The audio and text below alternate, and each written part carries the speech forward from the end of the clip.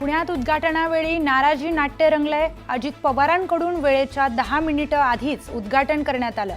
खासदार मेधा कुलकर्णींकडून अजित पवारांसमोर नाराजी व्यक्त।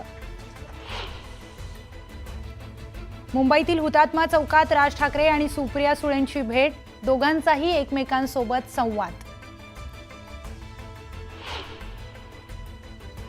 अहिल्यानगर जिल्ह्यातील संगमनेर शहरात राबवला समतेची मिसळ हा उपक्रम।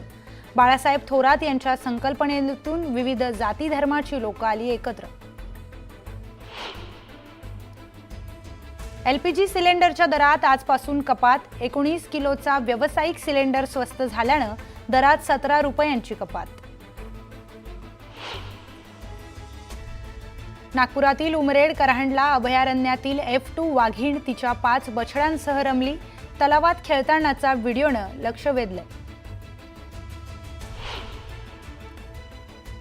परशुराम घाटातील कृत्रिम धबधब्याचं काम युद्धपातळीवर सुरू आहे। कृत्रिम धबधबा फुलवणारं परशुराम घाटाचं सौंदर्य।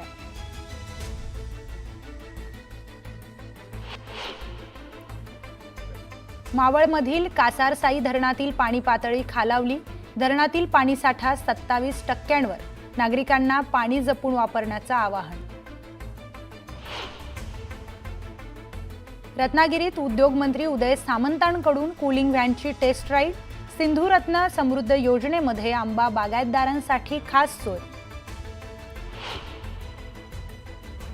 दापोली आगारातील 35 जुन्या बस काढल्या भंगारात। बस भंगारात गेल्यानं अनेक गावातील बससेवा रद्द करण्याची वेळ। नवीन बस उपलब्ध करून देण्याची प्रवाशांची मागणी।